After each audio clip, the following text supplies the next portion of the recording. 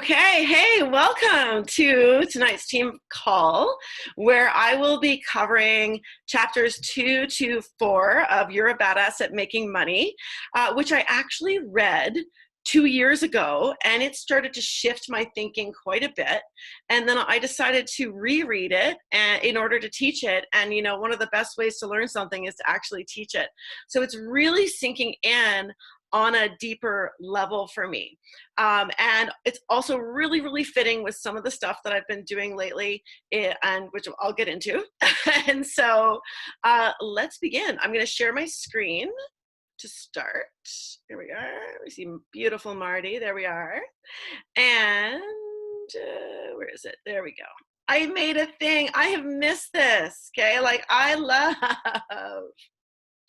doing presentations, and we collectively decided with so much information from our company that while COVID, well, I mean, it's still going on, right? But when it was in its initial stages, and I just feel I don't know, I have missed it. I have missed you. All right, so here we go.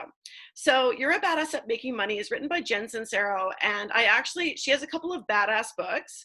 One, You Are a Badass, which is basically, the whole theme is becoming your least fearful self. Okay, so the whole idea of that book, it is funny, it is clever, and she has a way of opening up to things that maybe concepts that I've heard before in books like Think and Grow Rich and whatnot, but making them current and modern and relatable. And but I actually read this one first, which is interesting because that's not the order that she wrote them in. So, but I learned a lot from this book, and I hope that you do too. Okay, we're starting on chapter 2A because I lost chapters 1 and 2. And so, but this seems like the best place to start because honestly, this is something that I have started channeling starting in January and really zeroing in on in the last 6 weeks. And I have had incredible changes both on the daily with these tiny little things, from a butterfly landing on my shoulder and staying there for like 7 seconds when I was at the pub with my parents on the patio. Like that shouldn't happen downtown Tawasin, but it did, to having my entire financial situation take care of itself, right? Like I will be debt free in a few months. And that was something that I had put out on my bad debt free. Like we'll have a mortgage and we have our car payment, but everything else is going to be wiped out. It was something that I put on my vision board in January, which is something that I always do, which was to be debt free. And I didn't know how I was going to get there, but I have been working towards it by focusing on abundance instead of lack, and also through some of the stuff that we're going to talk about here. Now, I want to be clear. A couple of years ago, I would have seen some of this and gone, like, no, thank you. I don't believe in it. If it wasn't for my own personal experience with this right now, and I'm talking about little things that I'm noticing, that where everything is going my way, I am in the flow. This is going to come and talk about it, right? And anyway, so I think at first, probably the reason that I didn't do training on this 2 years ago was because I thought people might think I was crazy, but I don't care anymore. So there we go. Now I can do this with full confidence, especially because it's been reflected in my life in 2020. Okay, so we're going to talk about universal intelligence first, right? So it is a force that creates and continues to create all that exists. So some people, right, call it God, right? Some people call it spirit, and some people call it a load of okay, so just disclaimer here.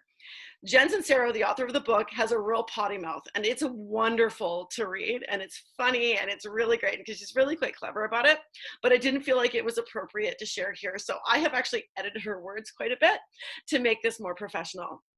Now, if you are the latter, the one who thinks that it's kind of a pile of but if you want to get rich, it's time to take some new beliefs for a spin. And again, it's happening for me, so I get it, right?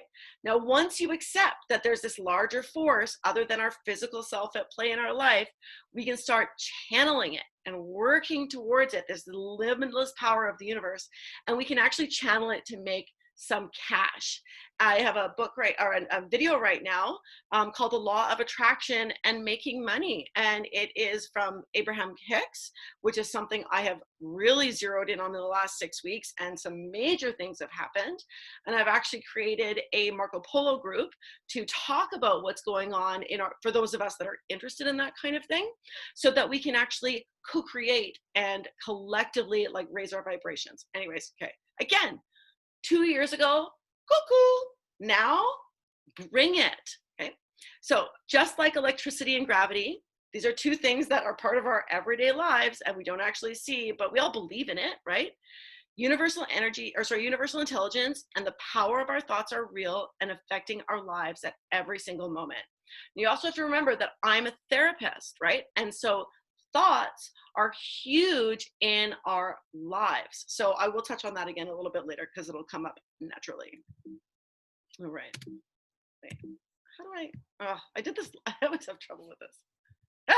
Okay. Did I do it? Nope. Okay, there we go. So we live in a universe that is made up of energy. Everything is vibrating, moving, changing, and buzzing. And this is not your local neighborhood hippie who is saying this. This is legit physics, science, proven down to every single atom that is in this book, this phone, my body, everything is vibrating all the time, okay? It is always. And so that's science. That is not, whatever. One of the ways that we interpret this energy is with our very limited 5 senses, right? So we think we touch something and we get something from it. We smell something, right? But there is way, way more to it. Our thoughts are linked by this invisible energy that makes up everything. And they help mold it to that which we experience on the physical plane. Okay, so the physical plane is our time right here, right now on Earth, right? So many people believe that when you die, you go somewhere else, right? And so they leave, that is the experience of leaving the physical plane, okay? So the physical plane is all the things that we can see, touch, taste, hear, smell, all those kinds of things, okay? The more conscious that you are about thinking powerful thoughts, and the less you're caught up with the limited aspects of the illusion created by our 5 senses and your truth blueprint, which we're going to talk about later, the more in tune and connected you are to universal intelligence, and the more ease you will have in getting rich. And I'm not joking. Like, there are lots of books that are written about this, and I'm like, I also have the movie The Secret that I will be watching this week. That I just got them from the library, right? I was like, okay, let's do this. And audiobooks and podcasts. Like, I can't recommend the Abraham Hicks podcast enough. And I also saw there's some new GoPro ones there, which is a different type of education for us, but also equally important. But zoning into this it's the secret. So we have outgoing thoughts. Okay, so we are the only creatures on Earth with the power of conscious thought, and how we use it to mold our realities and our paychecks is by alerting the universal intelligence that this is like how it is. So if you're sending out thoughts like, oh, I can't afford a new car, I can't afford to go out, this one kind of made me laugh because of course, like, nobody can go on vacation right now, although unless you do it locally, right? So yay for staycation and the wonderful things that we have around us. But if you're in the constant state of mind of lack, okay, and I am so guilty of this. Prior to 2020, I'd be like, oh, I'd love to do this, but I can't afford it. And guess what? I still couldn't afford it, right? Because the universe is like, noted, you can't afford it. Stuck at home it is, or stuck in your 1992 Toyota. Actually, because it's a Toyota, it's still actually running. But it's a mind frame and thought of what you're putting out there. So all information, physical, mental, and spiritual, originates from this same source. The seeds that go into the ground to make the beautiful garden that we planted this year, the thoughts that you have, ideas. Have you ever thought where your ideas come from? Guess what? They come from universal intelligence. I love it when I get an idea now. I'm like, oh, and I act on it sooner because I recognize it as a sign, not just something fleeting. Okay, so whether it's to reach someone else for a business, whether it's to just connect with somebody, whether it is just to, or to be like, I want to, or to do this, like I had the idea to put this together for everybody and for myself, actually, mostly for myself. And so, but I did it, and then I put it into action, and here we go, and I'm going to do the whole damn book, right? Oh, I sounded like Jen Sincero there. Okay. All of the cool thing is, all of this already exists in the energetic realm, and it's through our minds and how our mindset inspires us to take action. And that new reality is made to manifest here in our physical plane, which is our existence here on Earth. We have outgoing thought. Okay. So our thoughts dictate our truths. This is real therapy type stuff. Okay. So because so many people are stuck in their stories, and I have been there before. I think everybody at some point has been stuck in their story. And that's actually one of the reasons that people go to therapy, is to become unstuck. I would actually say the number one reason is because they don't know how to get it out of the negative patterns that keep repeating themselves, because what they keep thinking about is negative. What they keep thinking about is what sucks in their lives. And then the universe is like, well, that's what you're thinking about. So that's what more of what you're going to get, right? You get back what you put out. Okay. So your thoughts alert universal intelligence to start arranging the energy in such a way as to make your desires manifest in a physical form. So if you, for example, you are somebody who desperately wants a partner to get married, right? And you're just focused and focused and focused and focused and focused on that. You are thinking about something that hasn't, anyways, okay, I'm getting a bit Abraham Hicksy here. Okay, but your thoughts also trigger your emotions, okay? Now, this is a very big on, this is like a cognitive behavioral therapy. This is the basis of that, is that if you are thinking negative things, you're going to feel negative. If you are thinking positive things, if you're feeling joy, if you're feeling great, then you're going to, if you think great things, then you're, just like, if you don't think you can do something, right? Okay, water skiing. I'm like, not that I really want to do it, but I'm like, I don't want to do it. So I'm not going to water ski, right? Even if I really wanted to water ski, I would have to start visualizing and thinking about myself with water skiing, okay? But the thoughts trigger the emotions, which get you to take action, and then your reality begins to shift. And this is, again, neuroplasticity. So if you want to go back to science rather than universal intelligence, okay, neuroplasticity is your brain's ability to change itself. And you can do it through words. It is the coolest thing. I actually have a whole blog post on it. But it is so cool, okay? It's one of the most greatest gifts that we have as human beings is neuroplasticity. So you can be a totally negative person, but when you decide to, in negative situations, in whatever it is, you can make the choice and start working towards it, and you can change your brain. Mastering the mindset of wealth, okay? So if we're gonna shift it over to making money, is choosing to think about money and your reality in relation to money in a way that will make you rich, not keep you poor. Saying things like, I can't afford it. Oh, it's too expensive. You don't have to actually go out and spend a bunch of money, okay? Although it is important to keep money flowing, right? So that is a very, very important piece, but because it's, and we'll learn that in a few minutes, okay? When you consciously focus your thoughts on the wealth you desire, imagine yourself rolling around in money, feel how right and good and exciting it is to be in the financial flow. You arrange the energy around you and within you to vibrate at a high frequency. So one of the things that I'm doing with this Marco Polo group is that we are looking to vibrate at a high frequency together, because collectively it is more powerful. And that's part of why being part of a team is so great, whether it's this team or your sports team or whatever it is, or your work team, it doesn't matter. That energy, you might think about this a little bit different. Say you're in a board meeting and you're at work and everybody's like brainstorming and good ideas are coming out and nobody's shooting them down and this is happening. You can feel it in your body. You can feel that energy starting to rise and come together. This is exactly what we're talking about. Universal energy is at play there. Just one little tip. Every single day I say to myself, now this is in the last 6 weeks, everything always works out for me. I say that to myself multiple times a day. And guess what? It is. Okay, now how does the universe try to connect with you? Okay, and again, like just starting to notice this stuff is going to be so key. Intuition, that feeling that you get that there's danger near, or that something is really exciting, or that you want something, right? Amazing. Synchronicity, okay? When everything just comes together and you're perfectly, and you're just like, damn, you're like, that's so great. Oh my gosh, I can't believe it.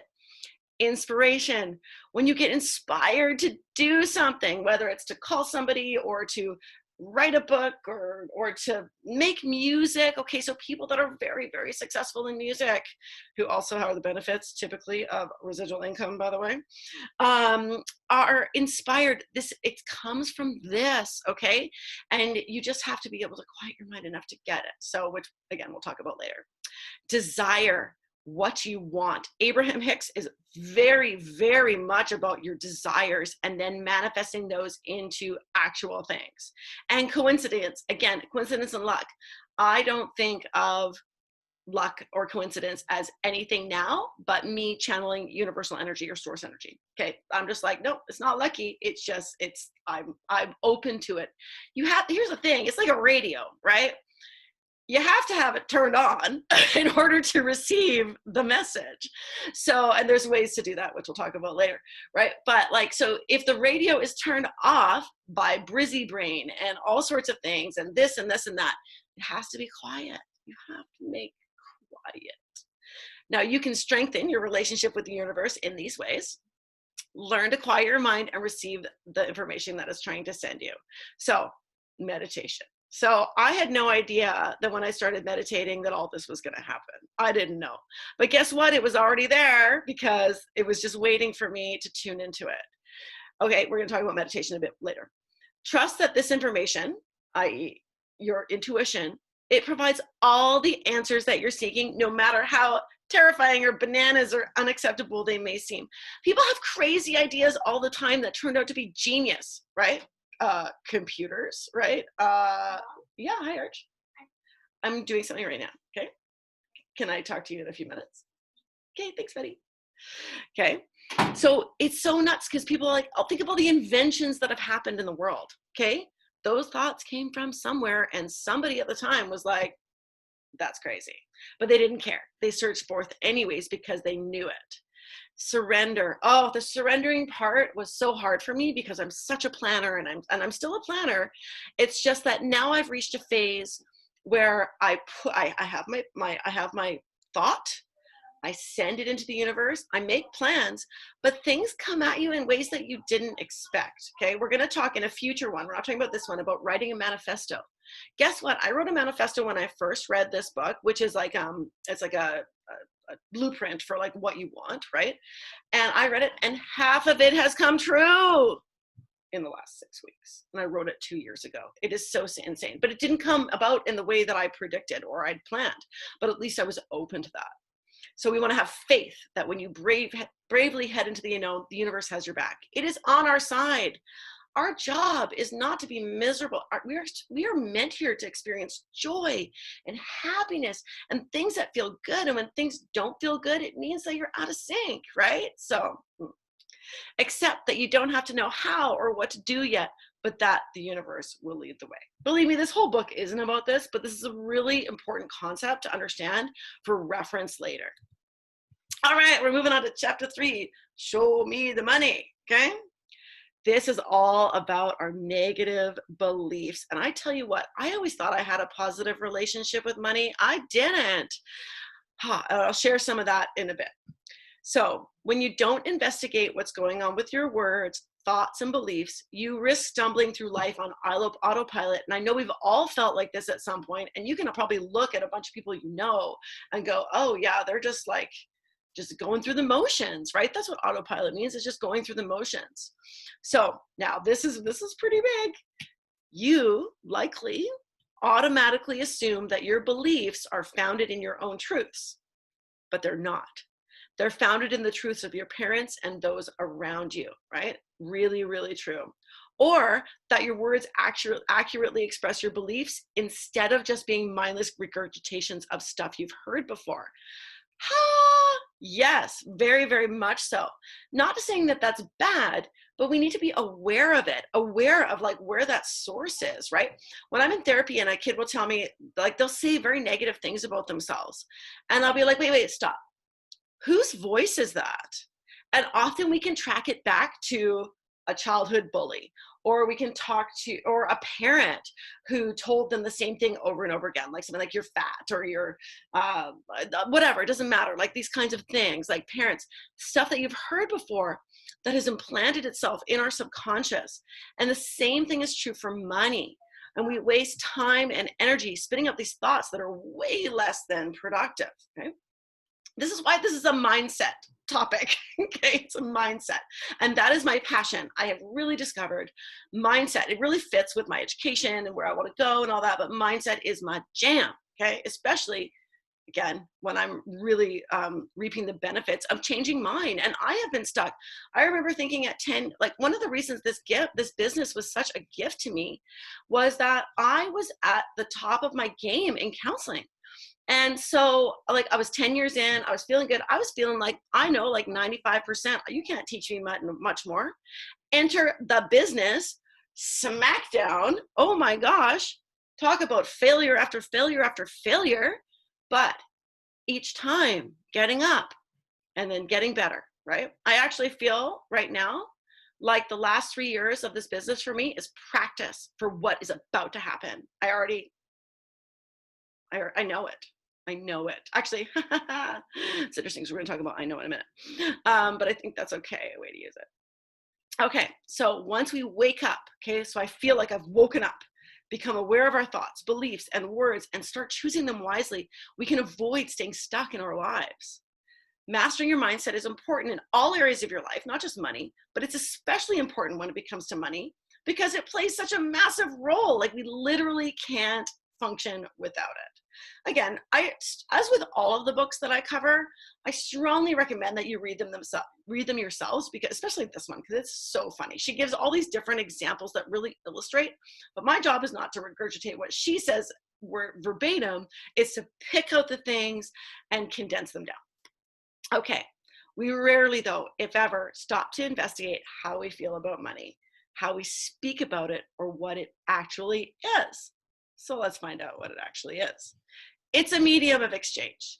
It is a unit of measurement used in the act of giving and receiving. So back in the day before money, there was the barter system. I'll trade you a pig for a goat, blah, blah, blah. But people didn't want to carry around pigs and goats all day. Okay, so they had to come up with a common currency, right? And so contrary to popular belief, it's not good or bad or friend or foe. It's just a messenger. It's what you do with it and how you think and feel and speak about it that gives it a personality, right? This is why, yes, honey, sure, that's fine. This is why thinking money is bad or dirty, which a lot of us have these unconscious beliefs. I actually did too. Having a lot of money was considered dirty in my family. And I received the message. This is one of the things that the book really helped me with. I received the message as a kid that we are, and like over and over again, like overtly, not like just like it was a hint or subversive. It was full on. We're solidly middle class. We work hard. We're education, and then we lead a good life, right? And there's nothing wrong with that. Oh my gosh, but that's my programming, right? So when I started thinking about becoming an entrepreneur, which when I look back, and I give an example of this later, I have been an entrepreneur my entire life, but it has been squashed by this, we are middle class. And again, like I did all the right things. And I was rewarded for them. I was rewarded very well and continue to be honest.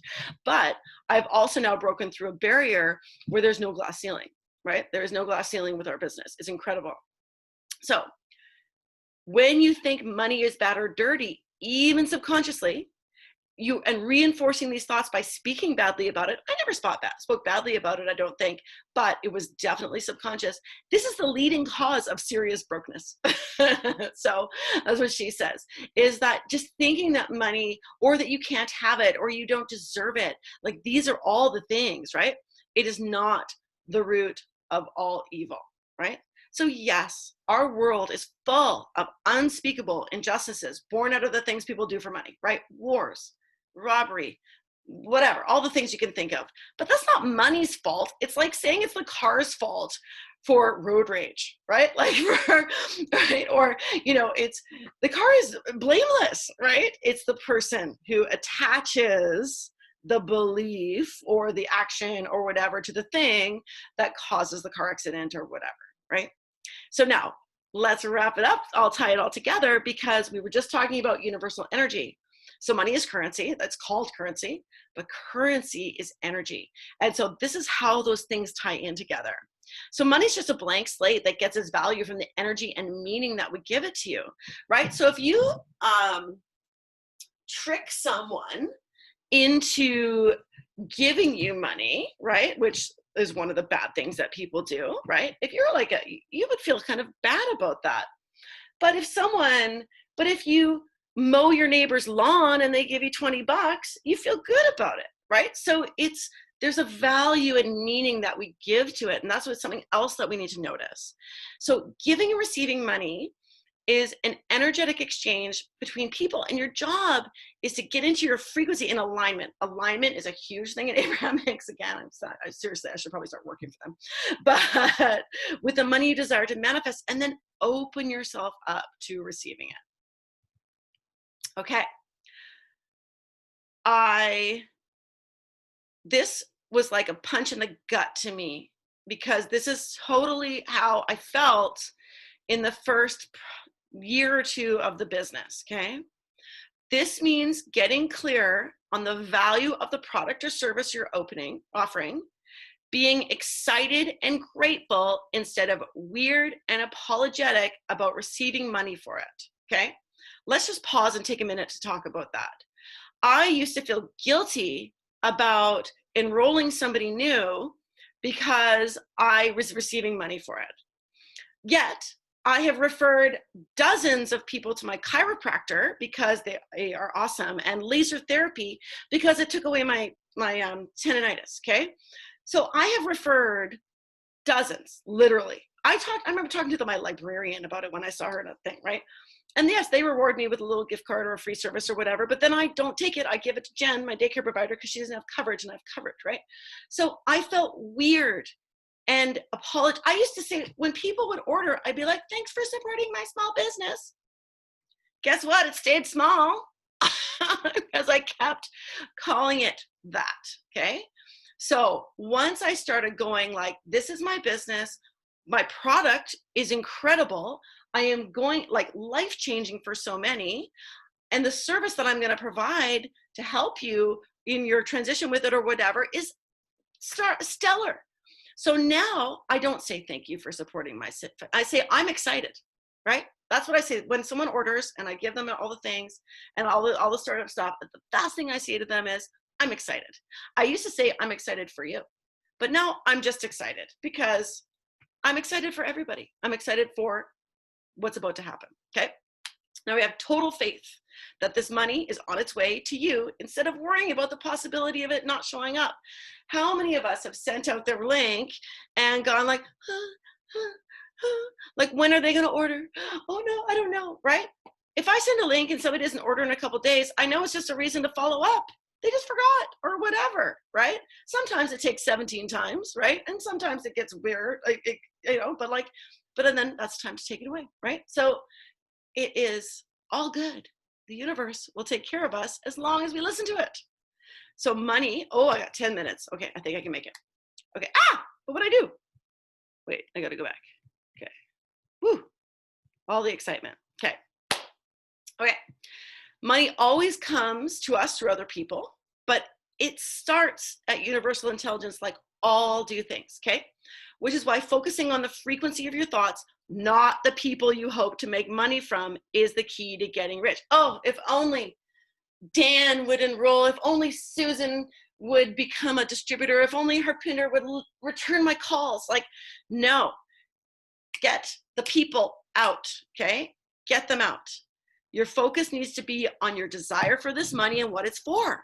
Your excitement to share something of value. oh, if you don't believe that we have something valuable to share, I don't know, like you need to do some more training, because in order to obtain the money, your clarity on how joyful it will make that person. I'm excited. Okay. I enrolled somebody today that I talked to 2 years ago. She is a wonderful person. I didn't ever, and I just let it go, because remember, we are taught to let go of the outcome. This is letting go of the outcome in its finest form. Okay. So I let go of the outcome. 2 weeks ago, she messages me. She's like, hey, I think I want to try that stuff you got. I said, okay. So I said, and instead of just sending her, sending her like a cart, I said, let's talk a little bit. And she ended up getting the Vitality Stack, because I didn't send her a cart. I just said, here's all the things, you go, get we go, right? So amazing. And I'm so excited because her work involves reducing oxidative stress. So I put it out there. I would love it for Lynn to be part of our team. But if she doesn't, it's not meant to be, which we're going to get to this last little one here, right? So your focus needs to be on the desire, on the money itself, not who is going to bring it, right? Your clarity on your gratitude that this money is coming into you, and the belief that the universe has your back. You got to believe. You have to believe. So again, this source energy comes from all these different places. So whatever fits for you is the right thing, right? Not only, I love this, is it none of your business to try to make anybody do anything, but when you focus on one particular person who may or may not be this conduit for the money you particularly seek, it cuts you off from the person with the big bag of money that the universe is trying to connect you to. So we tend to be like, oh, I just wish. Like, I made a list of 46 people today of mine that are happy customers that I'm going to invite tomorrow to take a look at the business. Will they all say yes? Absolutely not. Will some of them? Maybe. But it doesn't matter, because they're not getting, I don't want it to be, it's an invitation, but I have no expectations. And the right time, the right people, they will come to me now. I totally understand that. But I have to do the work, right? Okay, so it's all about the energy of the exchange. Because money and currency is energy, when you shrink down and lower your prices to accommodate someone or give them a deal, you're basically saying, I don't think that you could grow and manifest the money you desire to work with me. I don't think that you're powerful. I also don't think that I have the right to charge what I'm worth or to make decisions around here about what to change. Oh, I could talk for a whole thing about this. I have made so many mistakes, okay? Things like the books that I have photocopied for my team. That takes me a really, really long time to do. And what I have basically been saying when I do that is that I don't think you can go do your own personal development. If this wasn't valuable to me, I don't think I should be doing Zooms like this. But really, it's more about me than it is about others, which is also fine, right? So it is really, so I can go back and I can think so-and-so, people that I said, oh, I'll help you build your business. And I've done all this work and then hasn't come back, right? And so now I'm like, okay, I want to focus now on people who really, really want this and who are making the effort, right? Money is a renewable resource. It comes and it goes and it ebbs and it flows. It's meant to move. When we hoard it, you're actually stopping its flow.